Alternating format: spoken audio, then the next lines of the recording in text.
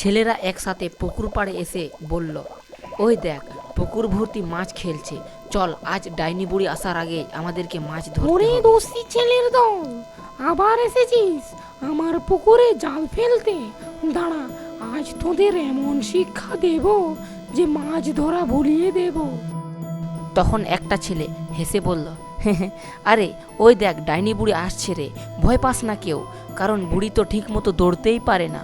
আয় পুকুরে একটা বড় ওরে পাথর বাবা, ছুঁড়ে মারি। বাঁচাও রে, বাঁচাও ঠাকুর, কি আমার মাথায় পাথর মারলো রে। আমার পুকুরটাকে তোরা কাদায় ভরিয়ে দিলি, তোদের সাহস তো কম নয়। আয় ধর দেখি আমায়। পেকাটি ভূত এসে তখন উদয় হলো।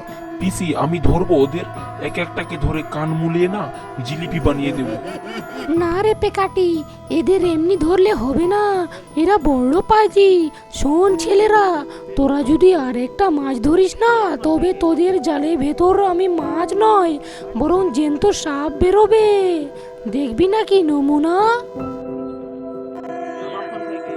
ধুর, বুড়ি শুধু আমাদের ভয় দেখাচ্ছে মিছিমিছি।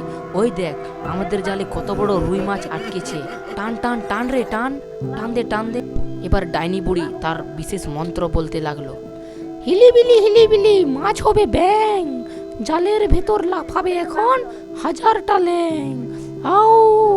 ছেলের গ্রুপ এবার চিৎকার করতে শুরু করলো, ওরে বাবা, ওরে বাবা, জালের ভেতর এগুলো কি রে, মাছগুলো তো জ্যান্ত ব্যাং হয়ে গেল।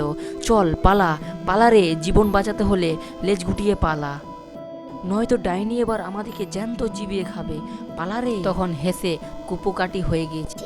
পিসি, দেখলে তো কেমন লেজ গুটিয়ে পালালো, মাছের বদলে ব্যাং দিয়ে দৌড়াচ্ছে। ডাইনি তখন বলে উঠলো এবং হেসে বলল, হি হি হি হি হি হি, যেমন দোষী ছেলে তেমন তার সাজা।